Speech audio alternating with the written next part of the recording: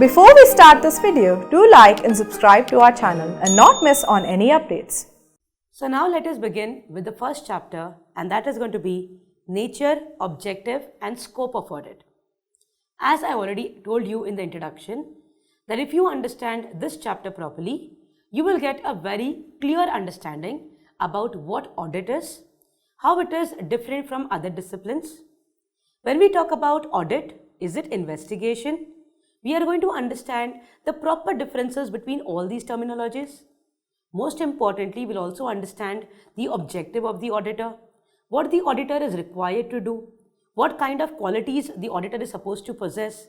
So basically, when you begin any subject, the core, the base, the root that you have to understand, you get it from this particular chapter.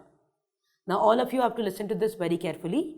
When I began the introduction, I gave you the syllabus mapping, and I told you that when we do chapter 1, nature, objective and scope of audit, it is to be studied along with essay 200.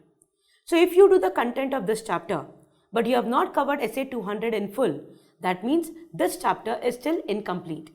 So when you do the chapter 1, which we are going to have a complete discussion as of now, along with that, you also have to study essay 200, which is the overall objective of the independent auditor and conduct of audit in accordance with standards on auditing. And when you complete this two together, then there is a complete coverage of the chapter 1. Okay? For examination, this chapter very important, because this talks about the basics, the fundamentals that you require to understand about auditing. Once we are done with this chapter, I am very sure that you will be in a proper position to understand the basic difference between audit and any other discipline. Along with that, you'll also understand what is the major role of the auditor. Who are the people who are going to rely on auditor's work? What exactly the auditor does? What is his responsibility? What does the management of the company do? What the management of the organization will do? All of this you will get a proper understanding, along with the benefits of the auditing, the different types of assurance engagements that we have, all of it. So basically, when you look at the structure of this particular chapter, the base that you require to build up for the purpose of understanding the subject in detail ahead, you will be getting a proper coverage, everything. All of it will be covered here. Okay? So look at it, what we are going to study as a part of this chapter. So if you look at it, we have nature, objective and scope of audit. Nature is what is audit all about. Objective is what the auditor is supposed to do, and scope is what does the audit include and what audit does not include. So basically, when you understand what, why and what it includes and does not include, you will get a very clear understanding of what the subject is all about. Clear? So here we are going to study about a little bit of audit background, which I've already discussed with you, that why audit will be required, why you require to have this audit conducted, why it brings in transparency amongst whom. All of that I've given you as a part of introduction. However, we'll have one quick reading of it so that you understand. Now there is a very interesting thing that has been given to you, that is origin of audit. That means when did auditing actually start? Is it after we established the Institute of Chartered Accountants of India and then there came a concept of a CA coming into picture who is going to do the audit verification, all that? Or did it existed even in the medieval times? Did it existed in the BC, that is the before Christ period? Did it existed even at that time? So we are going to understand from where this term audit came up. Also, was this kind of concept existing even in the earlier periods, the prehistoric times and all of that. So we are going to understand the proper framework of how audit came into picture, which we are studying today. So origin of audit, the beginning of audit. Then we discuss about something which is very basic, that is interdisciplinary relationship. Meaning is we are going to understand how audit is connected with law, how audit is connected with accounting, how audit is connected with human behavior. So basically, is the auditor required to have only the knowledge of audit, or does he require to have some kind of knowledge of other disciplines also? How other disciplines like accounts, law, when you talk about human behavior, how all of this are connected with this stream of auditing? So we are going to understand the relationship, which is going to be an interesting discussion. Then we talk about the objective of the auditor, which is basically covered by essay 200. Then we talk about scope of audit, where you'll get a crystal clear understanding of what the auditor does and what he is not supposed to do. So what comes within his limit and what does not come within his power. Okay. Then you have inherent limitations of audit. That means audit, we are always saying it gives a true and fair view. I also told you when we talk about audit, we are going to obtain reasonable assurance. So basically, we will not be able to tell that financial statements are true and correct. We are not going to say financial statements are free from all misstatements. No. We always use a language, financial statements are free from material misstatement. So because of which, we are never going to be giving 100% assurance. We will be giving only reasonable assurance. Why? Because always there is going to be an element of risk going to be present. So because of that, we are going to understand certain types of inherent limitations in audit, because of which we will never be able to give a guarantee. We will only be able to give a reasonable assurance. When we come to that concept, I'll teach you in detail what are inherent limitations of audit. Then obviously, we're going to study the benefits of audit.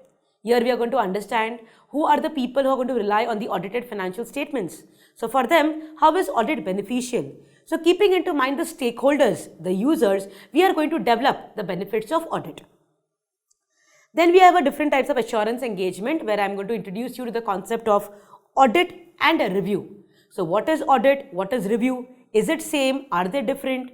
What is the kind of assurance the auditor requires? All of that is going to be a different discussion altogether. I would call it to be very interesting, and we are going to have a good learning about these two concepts. And then we have the last thing, which is the engagement and quality control standards and overview. Now what is this overview? Understand, we have different types of standards. We have standards on auditing, we have standards on review engagement, we have standards on related services, we have standards on quality control. So there are different types of standards which are issued by Institute of Chartered Accountants of India. So what are these standards talking about? What is the framework? What each different type of standards talk about? You only have an overview. Overview means only an introduction to all of that. So we are going to understand the framework of all the type of standards. We are going to study standards on auditing. But there are different type of standards also available, like standards on review engagement, standards on assurance engagements, standards on related services. Okay, so these all you study when you come to CA final. But intermediate, you are only going to get an overview. Okay, so this is the way in which we study the overall chapter. Along with that, you have to add on here the essay 200 in detail. Only when you bring this coverage here together, we tell it is a complete coverage of the first chapter. Okay, so now without any further delay, let us get an understanding of the audit background for a company. Now, this thing is something I've introduced to you already when I gave the introduction of this particular chapter. However, because I've brought it in the notes, I want you to get an understanding so that when you listen to this lecture, you will be in line with the notes that we are having with us.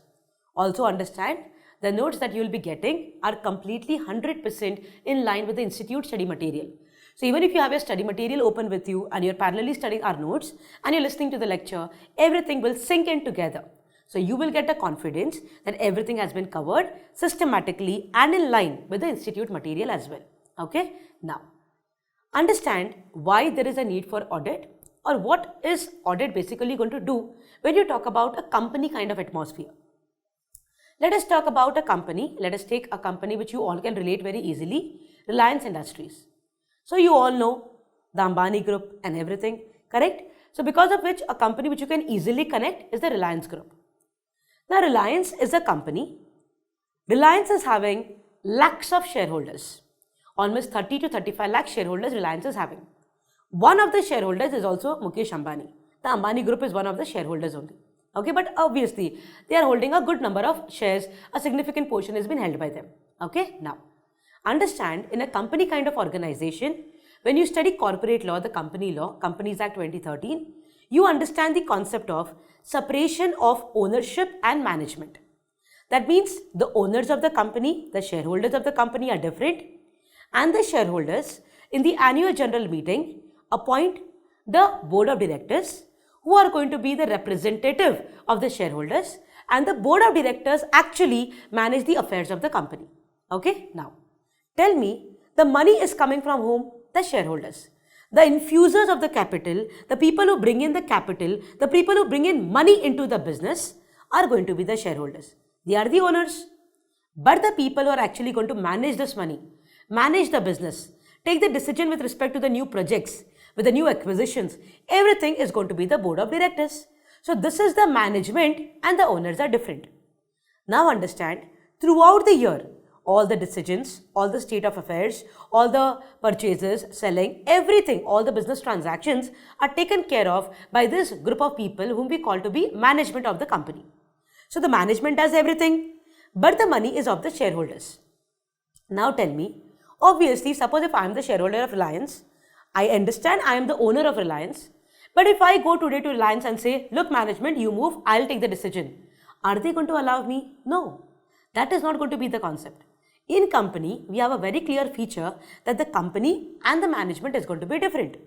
So the shareholders of the company are going to appoint their representatives who are going to be the board of directors, and these board of directors will take into account the affairs of the company. They are going to take all the decisions, and at the end of the year, whatever is going to be operating profit, whatever is going to be the financial position, they are going to be accountable to the shareholders. Okay, now there is a possibility that the shareholders are not very sure about what the board of directors are actually projecting. There could be a possibility the board of directors could give a manipulated figures. What is actually happening, they might not be showing a correct picture. In order not to distribute dividends, or maybe for the board of directors to make some kind of internal profits, they are not giving a real picture to the shareholders. So shareholders will have some kind of doubt. So in that case, in order to eliminate this doubt, in order to bring a greater confidence in the mind of shareholders about the appropriate usage of money, and to understand that whatever financial statements have been projected by this board of directors, that is the management of the company, to the shareholders, it is correct or not. For that, you have somebody coming in between, and those are nothing but we the chartered accountants, the auditors. Now what the auditor will do? The auditor, whatever financial statements are prepared by the management, they are going to verify it with the underlying transactions, with the underlying books of accounts. They will see whether all the reporting has been done correctly. There is no overstatement, no understatement, there is no omission of any data. All the disclosures have been done as per the Schedule 3 of the Companies Act. Everything they will check, and they will prepare a report and they will give it to the members, that is the shareholders. Now when the members have a report with them, and they will see that there is an independent authority who is going to review, verify the financial statements, look into the appropriateness matching with the books of accounts, Schedule 3 requirements, all of that, then there is going to be a confidence in their mind that yes, financial statements are now giving a true and fair view. So understand, whenever it is going to be the management who is going to submit the financial statements to the shareholders, on what basis will the shareholders agree that these people are giving a correct picture? These people, whatever they are projecting to them, are all correct. So shareholders, the members will have a doubt. So because of that, what happens is, to eliminate this doubt, to increase the confidence, to increase the credibility of the financial statements, we have this independent person in between whom we call it to be the auditor.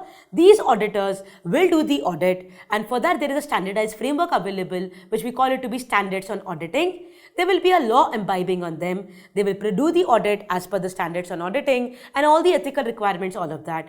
And they will verify all the assets, liabilities, income, expenditure, all the underlying records, documents, vouchers, everything. After they verify, they get some kind of a reasonable assurance. They prepare an audit report, and the financial statements then will be having an audit report along with it. So when the shareholder is reading the financial statement and then have an audit report along with it, only then they will have a confidence that these financial statements given to us by the management are giving a true and fair picture of the state of affairs of the company. So in order to enhance this confidence, in order for the investor to have a confidence and then take a decision, in order for them to decide whether to invest in a company or not, or on the similar lines, if suppose you go to a bank, and if the bank wants to give loan to the company, the bank will never give loan on the financial statements prepared by the management. They will have a doubt. This could be manipulated figures. There could be overstatement, because they want to show a good picture to the bank, telling the bank that look, we are doing very well, sanction the loan to us, will be in a position to repay. Tomorrow, if the financial statements happen to be wrong, misleading, the person suffering or the actual organization suffering is going to be the bank. So because of that, the bank will always say we want what? Audited financial statements. Similarly, when you talk about government, taxes collection is not going to happen on a very basic figures coming from the company. It has to be audited, and only then the government will have a confidence about the tax collection. Employees about their pay scales. Trade unions, when they are going in for negotiation of the prices and all that, they all want to look into what? Audited financial statements. Understanding? So that is the role which the auditor will play, which is going to be nothing but enhancing the confidence on what? This particular financial statements are prepared by the management so that the people are going to rely on it for any kind of decision making. Be a banker, be a creditor, be a shareholder, be a prospective investor, be government, be the research analyst, anybody who is going to rely on this financial statements, their reliability will be enhanced. They'll be able to give a greater confidence on the financial statements only and only when they're audited. And because of that, this audit becomes a very important responsibility, and it is taken care of by a responsible person, which is going to be a chartered accountant, who is going to be an independent accounting professional who understands and have an in-depth knowledge, an expert in this field, who understands his responsibility very well. He's having a professional duty over him to perform his audit in accordance with the standards on auditing, prepare a report and give it to the stakeholders so that now the decision taken by them will be informed decision and a reliable decision. Got it? So this is basically the audit background. Now with this, let us have a reading which I've given in a very simple format so that you understand it.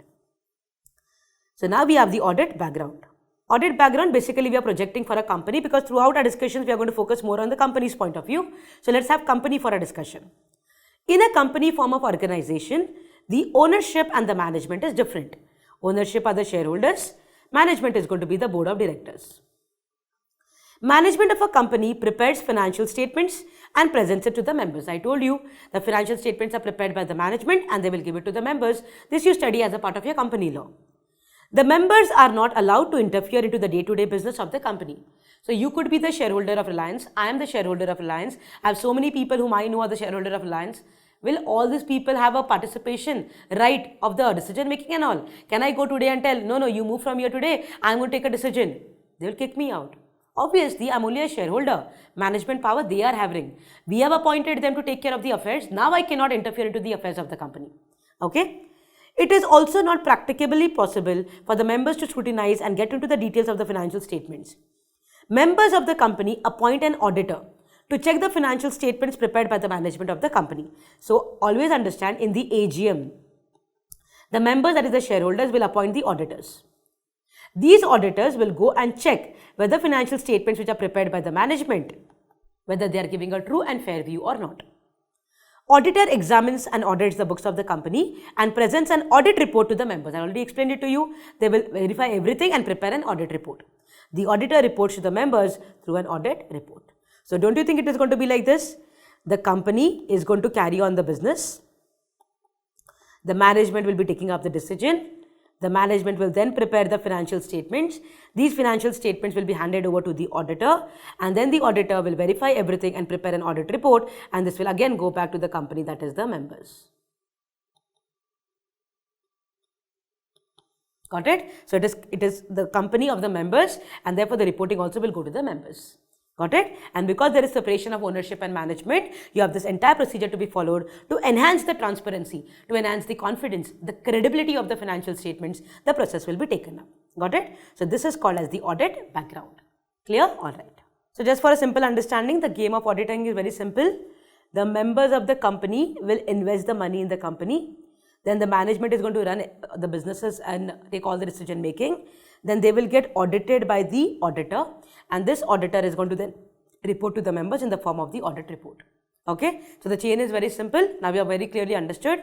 Members will invest in the company, management will then run the company, then audit of financial statements will be carried on by the auditor, and the auditor will give the projections to whom? The members. So in this case, this relationship will be well developed, and also there will be a transparency in the understanding of the financial statements prepared by the management. Clear? Alright. Now let us talk about something which is called as origin of auditing. So you have origin of auditing. Okay. Origin of auditing. Now just to give a very simple understanding, you could have one good reading about it because we can expect a question from MCQ coming from this area. So we could have MCQ on this one. So that's the reason one good reading about it would be important. Okay. Now, origin of auditing, when we talk about, you might think it is going to be something which is, after there was an industrial development, when companies came into picture, and then because there was separation of ownership management, then there was a need for audit, all of that. So basically our thinking is like that. But in reality, auditing existed way back the years, thousand years back.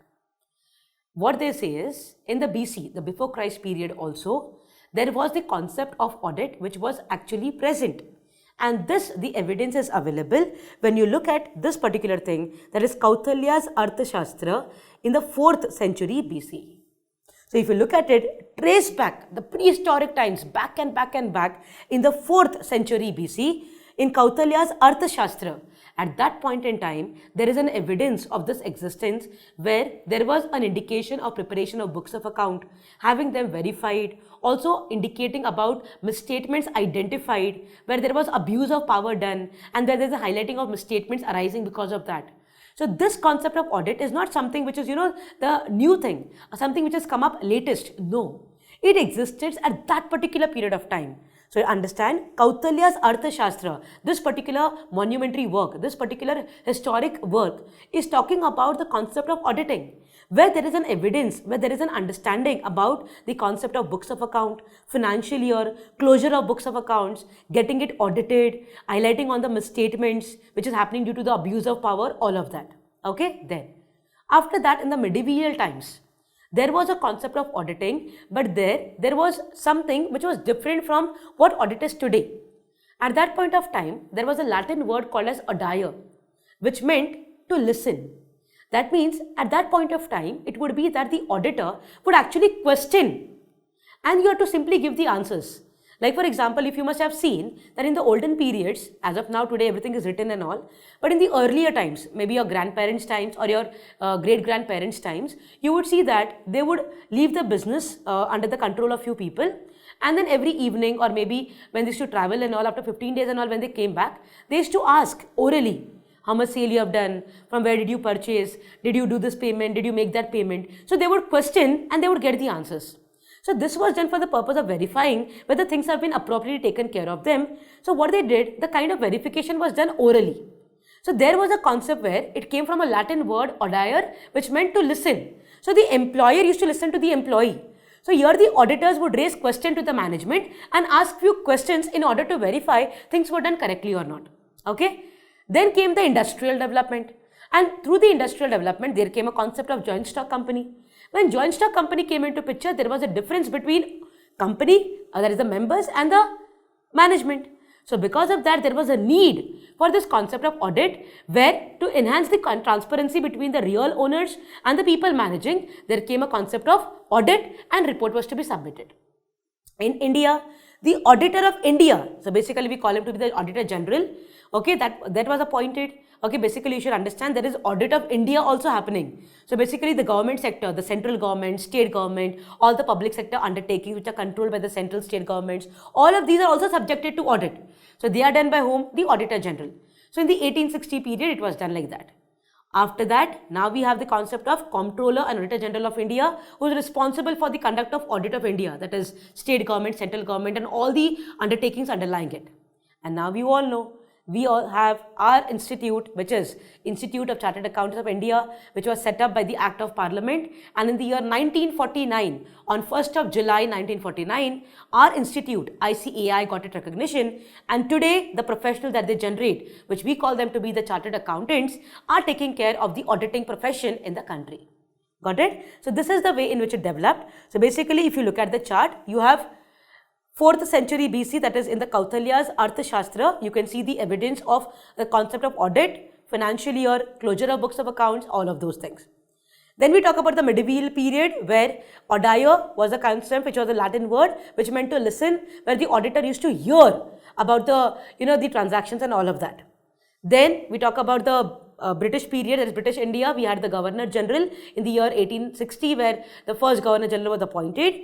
Then this was given a statutory recognition by having the Comptroller Auditor General of India, which today takes care of all the audit of Indian things, that is state government, central government.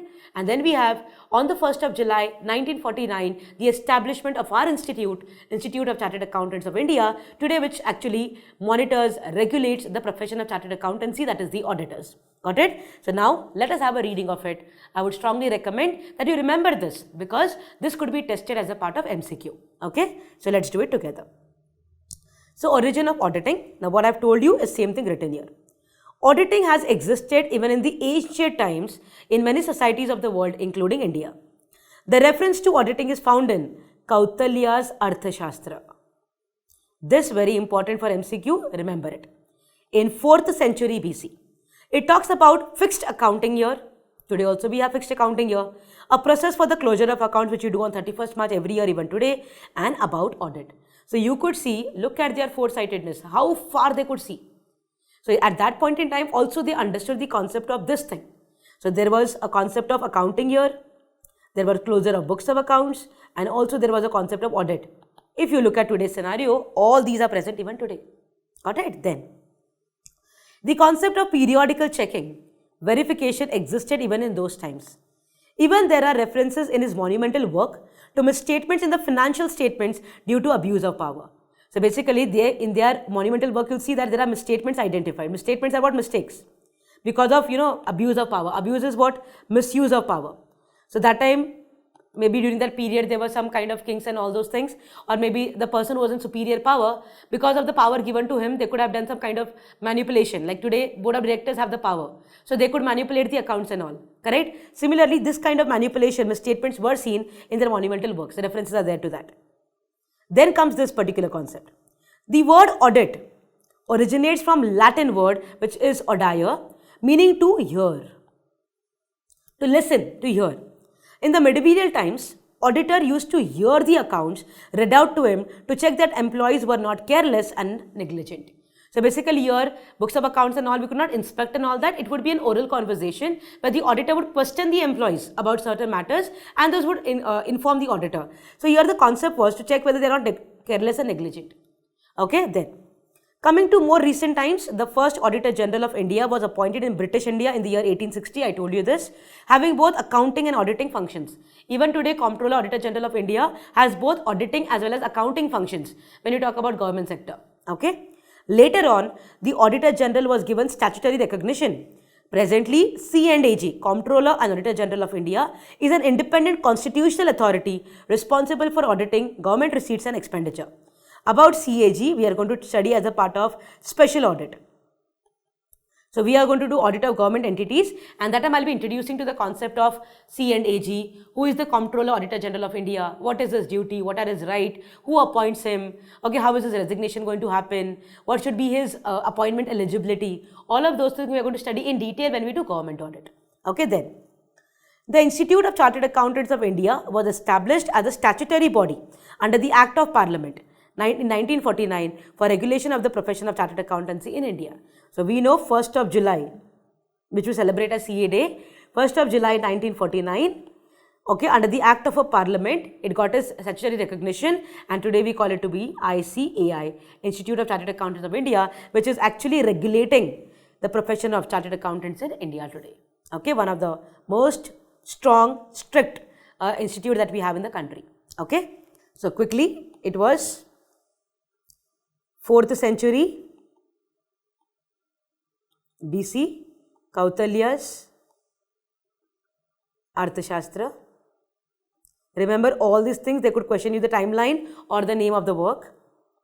Then you have medieval period where we had the word audire coming into picture, which meant to hear, where auditor used to hear from whom? Employees, to understand they are not careless or negligent. Correct? Then, after that, there came the concept in the year 1860 in the British India,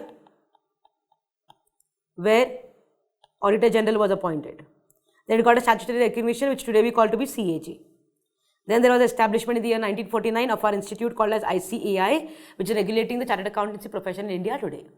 Got it? Also understand when you talk about audire to hear and all that, your employees work questions and all, understand when you have something written and all, the content can be written and all. But here the real concept was to understand whether employees are not negligent and careless. So obviously after 10-15 days when the same things are asked to you, will you be able to remember when you have only heard it? No. So the very concept of doing this kind of, listening or hearing from the employees to just ensure that they are not careless or they are not negligent. Got it? So that is basically the origin of audit. Alright? Okay. Now moving on to the most important discussion of this particular chapter, that is going to be the meaning and nature of auditing. Okay, now this definition has been given by SA 200. Okay, it talks about what is audit all about. Okay, now first I will go through the definition thoroughly, and then you will be able to understand how can we differentiate audit and any other discipline. Okay, so let us have a very clear reading about the definition. I would highly recommend when I read it, every point has to be carefully read, understood, and also this definition has to be on the tip of your tongue. Anytime what is audit, you should be able to give this answer in a go. Okay, so what is auditing? Audit is an independent examination of financial information of any entity, whether profit oriented or not, and irrespective of its size or legal form, when such an examination is conducted with a view to express an opinion thereon. Look at the words. Audit is an independent examination of what? Financial information of any entity, whether entity is profit making or not profit making, irrespective of its size, small, big, or legal form, whether partnerships or proprietary, doesn't matter. When such an examination is done with a view to express an opinion thereon. Okay, now before we go on to the reading, I want to highlight some important points so that you get a clear understanding of what we are talking about. Now, first, when you talk about audit, okay, you need to understand few things. First, it is independent. Second, it is examination. Third, financial information.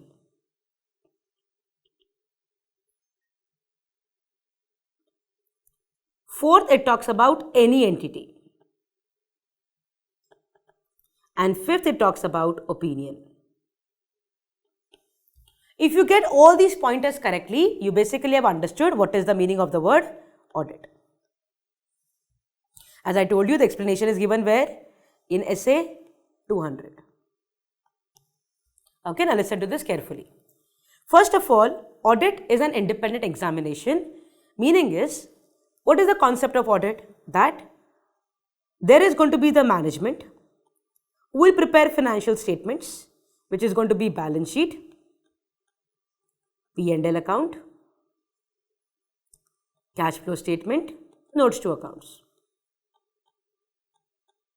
Okay, these together we call it to be what? Financial statements. These financial statements will be given to the auditor, and the auditor will then verify them. Correct? Once they verify, then they will prepare a report, and this report will be given back to the owners. Owner will see whom it has to be given. Depending upon the situation, it will change. Okay, now keeping this framework in mind, understand what audit is. First of all, it is independent. That means this person, auditor, who is going to perform the audit, he has to compulsorily be an independent person.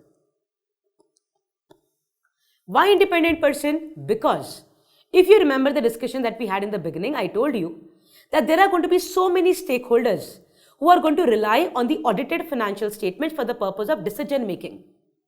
So suppose if there is an investor, a prospective investor, who is intending to invest in a company.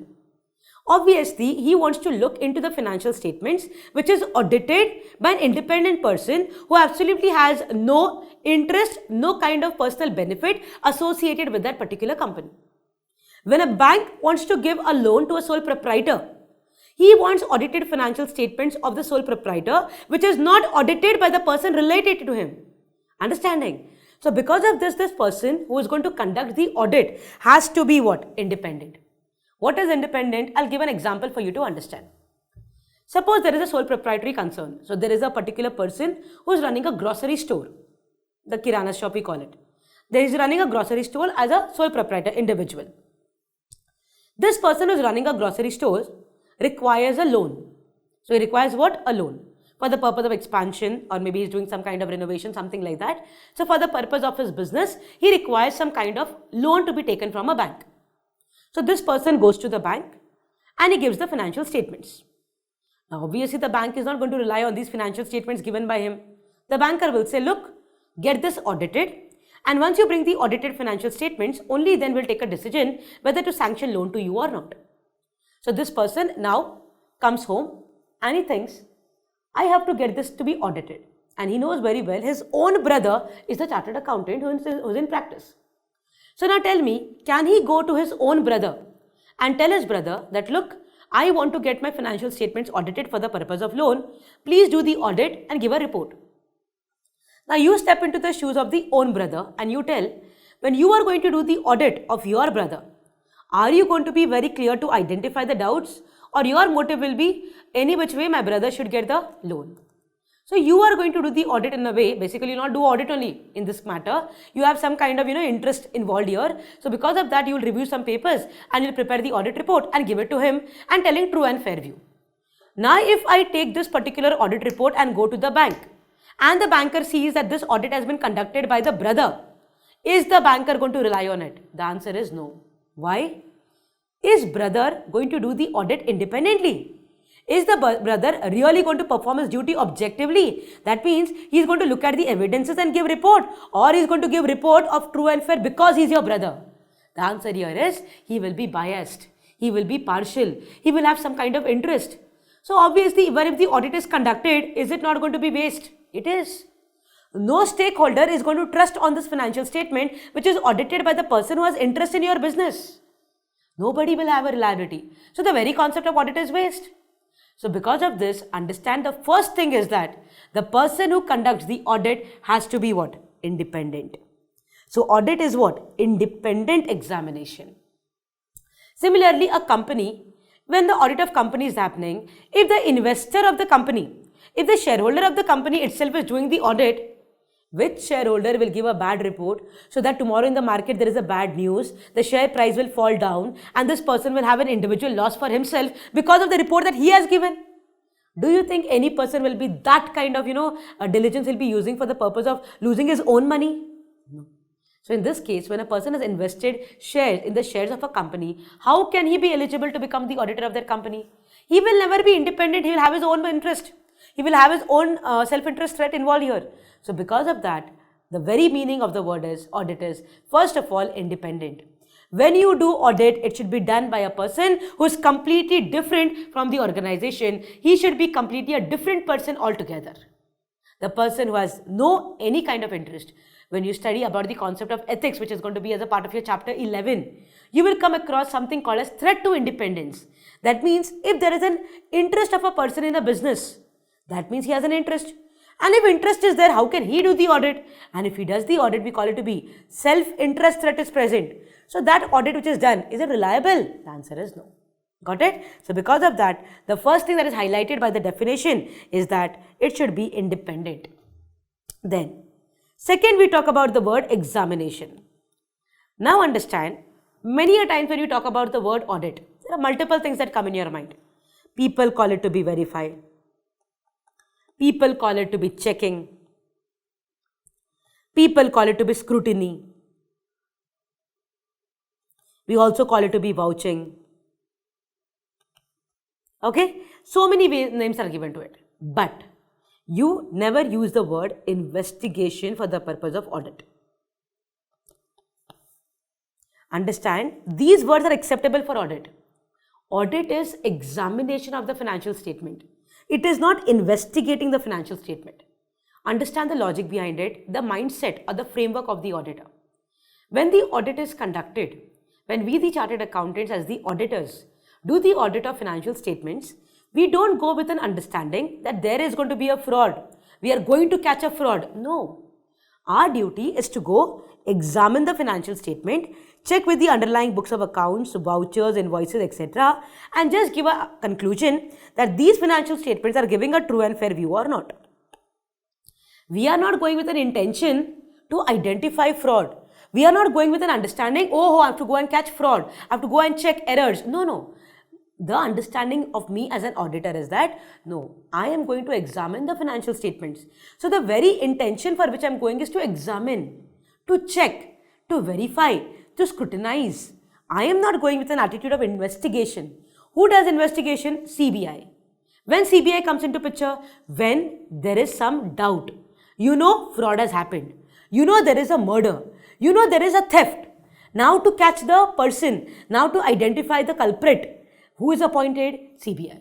So here the very mindset is we are going to catch the fraud, going to catch the culprit. Correct? So here the mindset is to find out. Here, no, we are not finding out anything. We are only examining that the financial statements, the books of accounts, financial statement, vouchers, invoices, financial statements, documents, financial statements, Schedule 3 requirements, all this sinking in properly or not. If yes, we are giving a report of true and fair view. So we are going to do examination. We are not doing investigation. So now if you read the word together, the audit is an independent examination. So this examination is done by whom? An independent person. Correct then. Now, examination you're doing of what? You're doing of only financial information.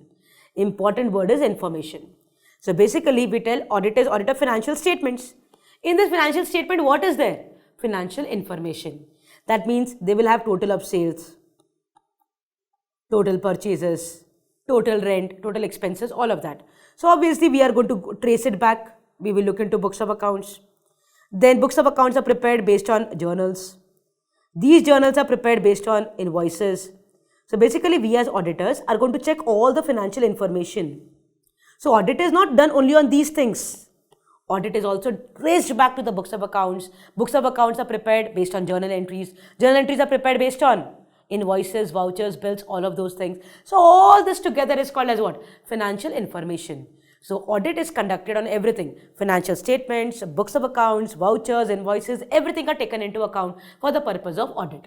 So we don't use the word financial statement, we say financial information. Correct? So now once again, audit is what? Independent examination of financial information. This is 1, 2, 3. Now fourth, any entity. Any entity means what? Does not require for audit, it should be a profitable organization. Profitable organization means what? Reliance, Tata, all of these are what? Profitable. But we have Section 8 companies, companies running with charitable objects, whom we call them to be not-for-profit organization. So for audit to be conducted, it is not important that you should be a profit organization, profit-oriented. Non-profit organizations, charitable organizations are also subjected to audit. Understand? We have something called as tax exemptions. These organizations get a benefit from taxation and all that. So because of it, it becomes very important for them to have the audit conducted. It becomes a prerequisite.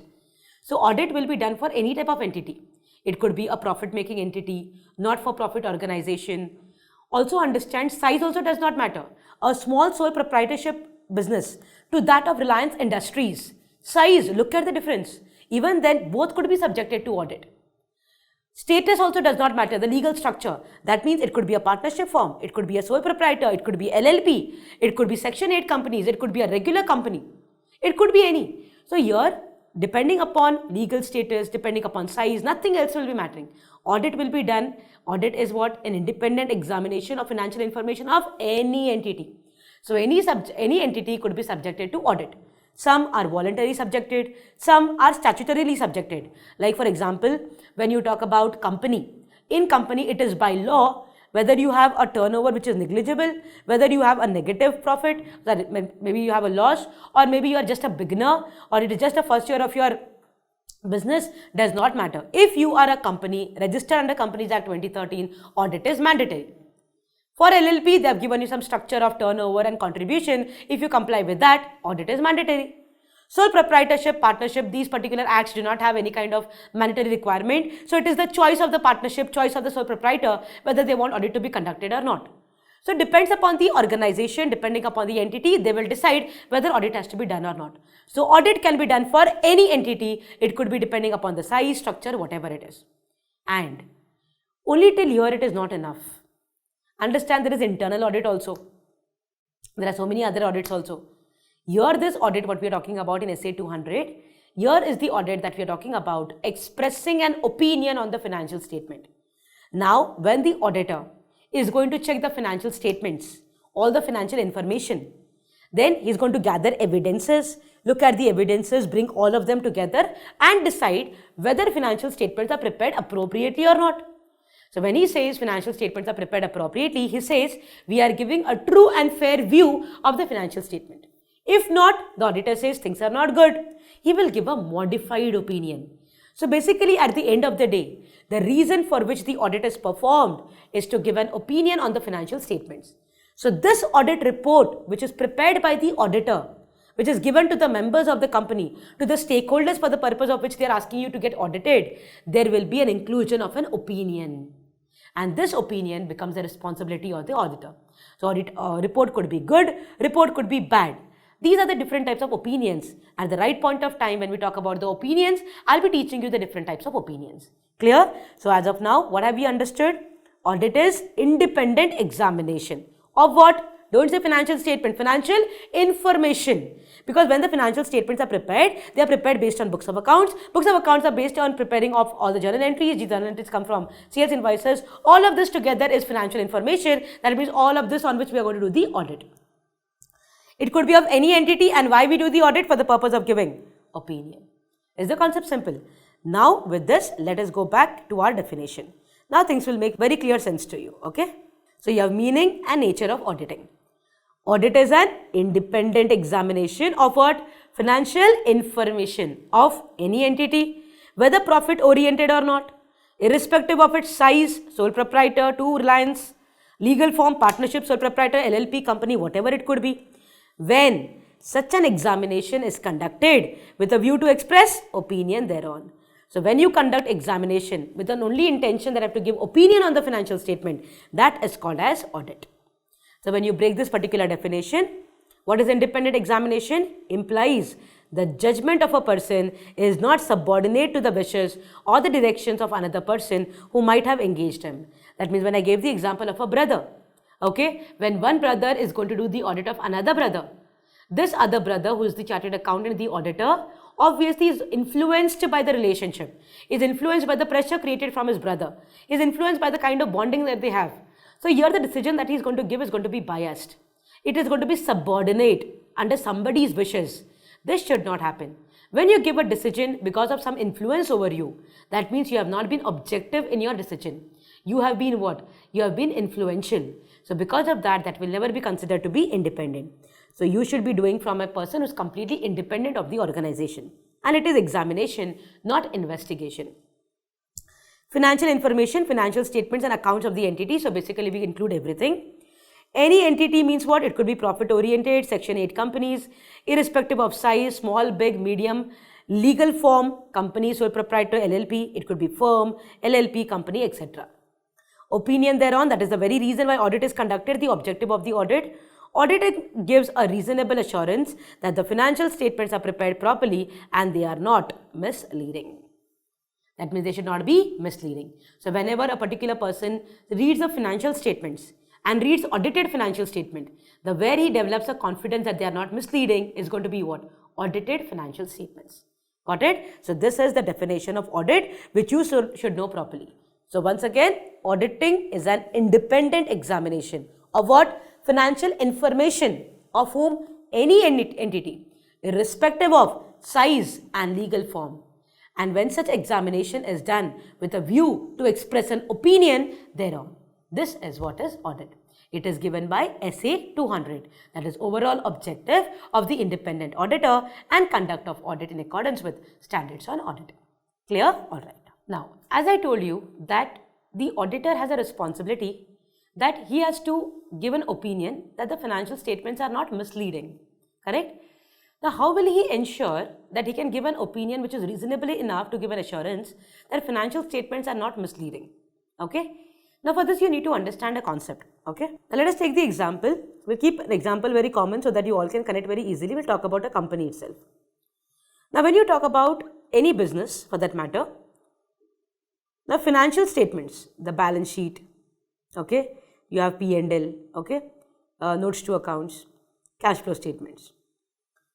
These are the financial statements. So the auditor will be given the financial statements to verify. Okay? Now, these financial statements, only checking them, will the auditor will be able to conclude that they are not misleading? The answer is no. Reason being, understand, in the financial statements, what is there? It is something that has happened throughout the year. So basically, it is having all the historical financial information. So every transaction that has already happened, okay, based on that, these financial statements are prepared. You have to go back a little, what you had studied as a part of accountancy, as a part of class 12 foundation, okay, or wherever you have studied about the basic accounting, like journal entries and all, when you studied them, you know how the process is built on. So you understand how it happens. Suppose there is a transaction entered by the company, assume it is purchase or a sale, or you can take both for that matter. When you have a purchase, there is going to be a bill which you receive from the supplier. This bill is going to be the basis for us to pass a journal entry. From this journal entry, we post it to the ledger. From the ledger, there is a preparation of trial balance. From the trial balance, it goes to P&L or it will go to the balance sheet. And the explanation for this will be given where in the notes to accounts. Correct? Similarly, sale. When you make a sale, there will be sales invoice generated. This sales invoice will be the base for journal entry. This journal entry we post in the ledger. Correct? This will be then forwarded to the trial balance. This will take its place in the P&L, balance sheet depending upon situation, and then it will have an explanation given in the notes to accounts. So now we are telling that we are doing the audit of financial statements. When I do the audit of financial statement, can I tell that these are not misleading without verifying all of this? Correct? So because of that, when the auditor is going to give an opinion that the financial statements are not misleading, his duty will be extended to check not only the financial statements, in fact, he has to ensure that all these underlying records are properly done. That means all the entries are having supporting documentation. That is, every journal entry should have the proper invoices, bills available. All the ledger balances have been properly posted to. There is no omission, there is no additional data recorded, no wrong things which have been reported here, correct? All the books of accounts are properly maintained. All the particular transactions have been transferred to the trial balance. There is no omission, there is no overstatement of anything. Then when this P&L balance sheet are prepared, because it's a company, all Schedule 3 requirements have to be fulfilled. That means all the disclosures, presentations, everything has to be as per the Schedule 3 requirement. If I'm able to give an understanding of all of it, then only I can tell financial statements are not misled, correct? So when the auditor is going to give an opinion that the financial statements are not misleading, then in that case, he has the duty to ensure that all the underlying records are also properly maintained. For every accounting entry, there is supporting evidences. There is no omission of any data. There is no duplication of any data. All the accounts have been properly recorded. All have been properly segregated. All have been properly classified. That means when you bring to P&L, when you bring to balance sheet, is it any way you'll bring it, or you're going to classify them into current liability, non-current liability? Then you're going to have an expenditure rental separately, purchase separately. Okay, all the other expenses you'll bring in separately, or you can collaborate it anyhow. There is going to be a way in which you properly present it, classify it, divide it, all of that. So if everything is done correctly, only then we will be able to give a reasonable assurance that financial statements are not misled. Now, keeping this backdrop in mind, understand, when I give opinion on this, I am going to check all of this. When I check all of this, only then I'll be able to give an opinion on this, that these are not misleading. With this backdrop, now let's read the content. It will make absolute sense to you. The person conducting this task, that is the auditor. This task is nothing but audit. The person conducting the audit should take care to ensure that the financial statements would not mislead anybody. This can be done honestly by satisfying himself that. That means when I tell balance sheet, P&L, notes to accounts, cash flow statements are not misled, my focus is not only on this, my focus will be on all these points. The accounts have been drawn up with reference to entries in the books of accounts. That means only if there is proper journal entry available, then only the record should be available in the books of accounts. That means the accounts have been drawn up with reference to entries in the books of accounts. The entries in the books of accounts are adequately supported by supporting and sufficient appropriate evidences. So there has to be invoice, orders, documents. All these should be available to ensure that the transaction actually happened. None of the entries in the books of accounts have been omitted in the process of compilation, and nothing which is brought in the books of accounts has not been found in the statements. That means they should not even be overstated, nor there should be understatement. That means there have been 10 purchase invoices or 10 purchase bills, but only 9 have been recorded. Or 10 are there, 11 are shown. Correct? So all of this has to be checked by the auditor. The information conveyed by the statement is clear and unambiguous. There is no doubt when you look at it. The financial statements amounts are properly classified, See, current, non-current, described and disclosed in conformity with the accounting standards. When you talk about accounting standards, you have accounting for investments, you're accounting for inventory. In inventory, we are going to classify them into raw material, okay, WIP, finished goods. Debtors, there is going to be a classification separately done. So there are going to be so many different accounting standards which talk about classification and all of those things. So all these classifications have to happen based on the accounting standards. Then, the statement of accounts present a true and fair picture of the operational result. Operational result is what? Profit or loss. And of the assets and liability, that is balance sheet. Okay, so it is going in line. Look at this last thing, they are focusing on these things, P&L and balance sheet. These things will be able to confess, we will be able to say they're true and fair only when we check all of this. So we are looking into journal entries.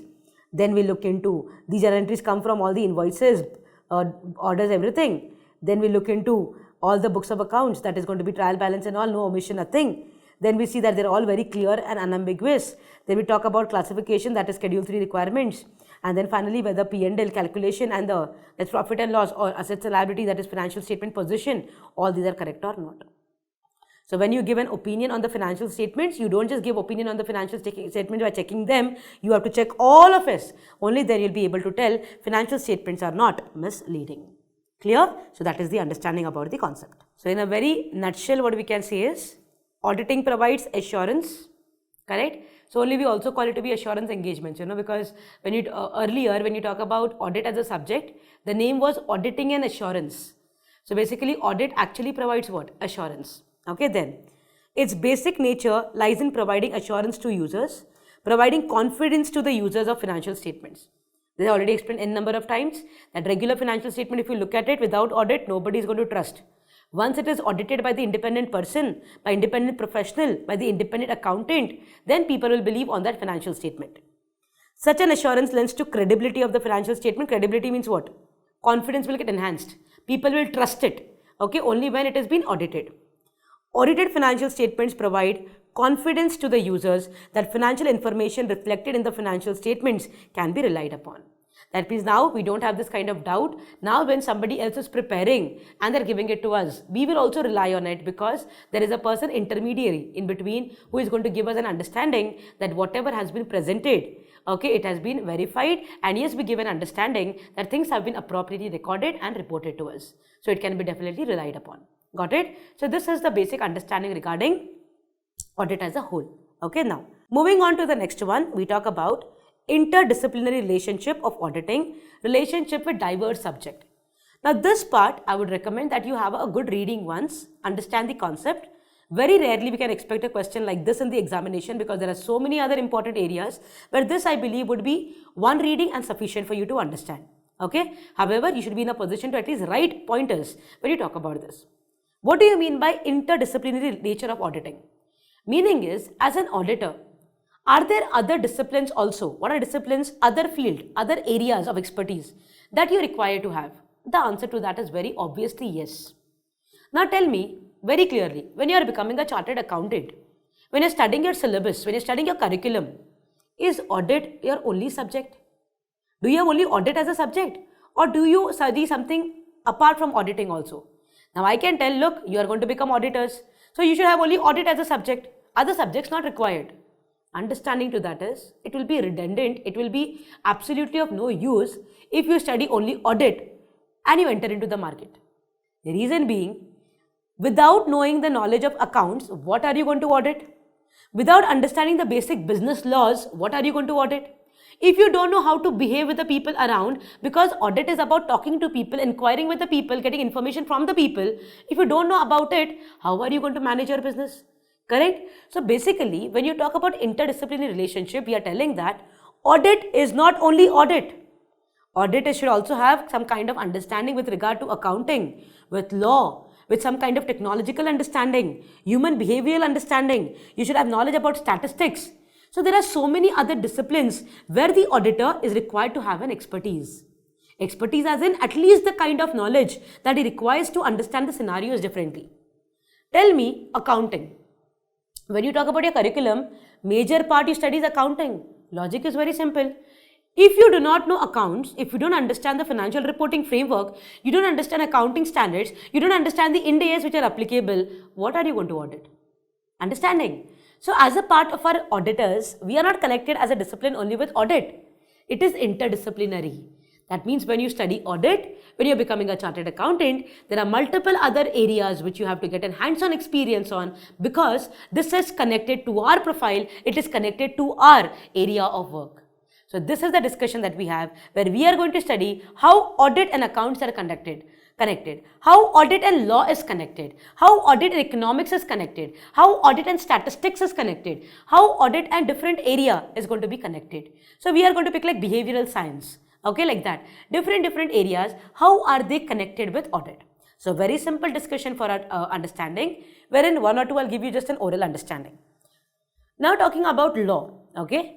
You study as a part of your curriculum business laws, you're talking about something regarding company law, you try to understand about the Partnership Act, you try to understand about the basic contracts, you try to understand about the goods, that is sale of goods and all of that. You're talking about negotiable instruments, okay, then there are going to be commercial laws like Bonus Act, Gratuity Act, there's so many other laws which we are studying as a part.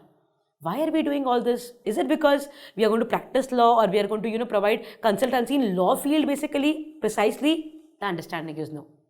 Thing is, when I as an auditor do the audit of any enterprise, let us talk about a company. Don't you think I should get a proper insight of whether company is actually doing a proper compliance with laws and regulation? Why? Because if laws and regulations are not complied with, there are going to be penalties, there are going to be a lot of fines and all that they have to pay. And when they are going to pay fines, fees, all of these things to the government for non-compliances, all of this is going to affect on the financial statements also, reflected in the financial statements also. So as a part of my very duty, understanding basic business laws, I should be knowing. When I want to study the structure of a business, see, whenever I want to understand about any organization, when I suppose I'm going to do the audit of a manufacturing sector, without understanding the manufacturing business, will I be able to do the audit? The understanding is no. How will I understand which area is more risky? Where there could be a manipulation? What kind of books of account is supposed to maintain? Which area there could be a significant requirement for me to check? Which areas could be prone to misstatements, where there could be a likelihood of error? For this to understand, I need to understand the entity. For that, I need to understand the business. For business, I need to understand some basic law governing it. So law also I have to study. Now, when I do the audit, I need to do audit keeping into mind some kind of statistical tools. In every business, when you talk about companies like Reliance, Tata and all of these, they have lakhs of transactions. Are you going to check all? Trust me, even if your entire audit firm is going to do the audit of this one particular entity, even if you put all the engagement partners, you bring all the audit staff, you bring all the article assistants, even then you will not be able to complete the audit. Even if you do the concept of continuous audit, throughout the year you're doing the audit, you will not be able to check each and every transaction. If you bring 2-3 audit firms together also, you will not be able to check each and every transaction. Because in a day, you are going to have transactions which are going to be n number. How will you be able to check everything? So because of that, the auditor is required to do some kind of statistical techniques. He will be using sampling as a tool, wherein you need to understand haphazardly you cannot pick any random sample. You cannot pick up any sample and start doing the audit. Audit is a responsibility. You are going to audit, you are going to give report where people are going to rely and take decisions. And you are belonging to a profession where if one auditor does not perform his duty correctly, you will bring a bad name to your profession. So you have an ethical duty over you. So because of that, it is the importance that you should understand statistical tools also. So you will be understanding how to pick up a proper sample. You'll be able to perform statistical tools like, simple random sample, statistical random sampling. You'll do systematic sampling. Random number theories will be used by you. So there are going to be so many statistical tools that you will be studying. So audit will have a relevance with statistics also. Correct? Now, today when you look at the world around you, you'll see everything is technology. Every single business is using computer. Digital environment is everywhere. So because of that, if a chartered accountant is not well equipped with technological knowledge, when you don't understand how to use a software, when you don't understand how a software is operating, how bills are generated in the software, your entire knowledge will become waste. So because of that, IT environment is also what you have to understand. So don't you think you need to get an information or an understanding about data analytics, data tools and techniques, about computers, digital environment, softwares, correct? That is also required. Similarly, you as an auditor, when you do the audit, you have to talk to so many people. You need to talk to your engagement partners, your partners in the firm. You need to talk to your article assistants, give them instructions about how audit has to be done. You have to enter into the organization, talk with the management, talk to the top level management. You also have to talk to the regular employees of the organization. You have to get information coming from the bank, the external parties. You need to have so many type of communication requirements as a part of your audit. So your tact, your skill, very important to communicate. So don't you think as an auditor, you need to study the human behavior also? Yes. You need to understand when will be the right time for you to talk to a person to get information from him. Who will be the correct person in the organization who could give you information? So because of that, human behavior is also going to be a part of your understanding.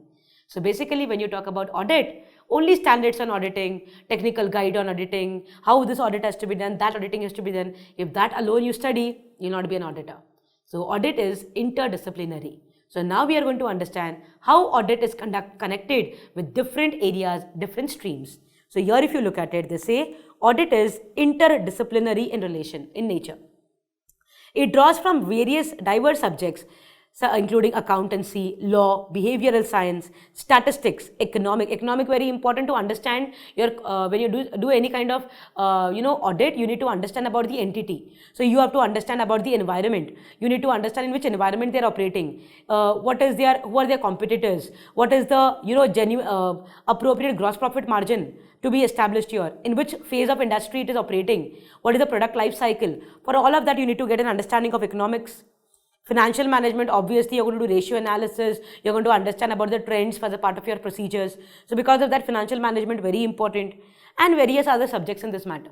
So like that we are going to pick up law, economics, behavioral science, statistics, mathematics, data processing, financial management, accounting, production because obviously you should understand the cost per unit, see whether there is no wastage, how raw material is utilized, input output ratio, reasonable check we are going to do to understand if there is any kind of variation, all of those things. So basically we are having a connect with all of it. So let us have a quick understanding about it. One reading would be sufficient, you'll be able to write in the examination. Auditing and accounting first. Auditing reviews the financial statements which are nothing but the result of overall accounting process. What is audit? Checking financial statements. Financial statements are coming from books of accounts. Books of accounts are prepared based on all the journal entries, correct? So all of this is nothing but accounting that you're studying. So only if you know how these are done, you'll be able to check whether these are done correctly or not, correct? If somebody asks you to correct a doctor's paper, there's an examination in MBBS field and somebody like you is asked to check their paper, can you check? No. Why? You don't know what it is. If you don't know the start and end of it, what are you going to verify? So here we as the auditors can verify financial statement because we understand accounts. Somebody's accounting paper is given to you to check. Can you check it? Yes. But can you check a doctor's paper? No, because we don't know only about it. So that is what we are doing, correct? Auditing and law. An auditor should have a good knowledge of business laws affecting the entity. I told you, you have to understand the risk and all the associated factors. Auditing and economics, why? To overall economic environment, competitors, which products life cycle they are into, who are there, what should be the appropriate gross profit margin in this particular industry, all of that. Auditing and behavioral science, because human behavior is essential for an auditor to effectively discharge his duty. What is his duty? To get audit evidences, to form an opinion, to draw conclusion. For that he will talk to n number of people, obtain so many communication. So behavioral skills are required. Statistics, because audit is nothing but sampling, and to understand how sampling has to be done to draw conclusion, he needs to understand proper samples. Auditing and data processing, EDP, electronic data processing is nothing but digital audit today we are calling it as. So auditor will do the audit in automated environment. So obviously you should have a good understanding about EDP. So that is the reason in your curriculum today we have the subjects like information technology, we are studying like EIS. Also, as a part of your extra curriculum, institute has brought in the advanced ITT programs and all of that, so that you understand the data processing correctly. Okay, then auditing and financial management, ratio, data analysis, trend analysis, obviously is a part of audit required to understand fluctuations and all that. Working capital also be required to know, fund flow, ratio, capital budgeting, all of that. Auditing and production, good auditor is one who understands the client and his business function, such as production, cost system, marketing. This is nothing but understanding the environment in full. And understand if you don't do it, how will you understand whether things are correct or not? So if you have an in-depth understanding of everything, then you have done the audit effectively and efficiently. And that is the way in which you study about interdisciplinary nature of auditing, relationship with diverse subjects. Clear? So audit is not just audit, audit is multiple subjects taken in together. So today you'll be able to justify your curriculum because you need to get an exposure to every single area that you're going to get exposed to as a part of audit. Clear? All right.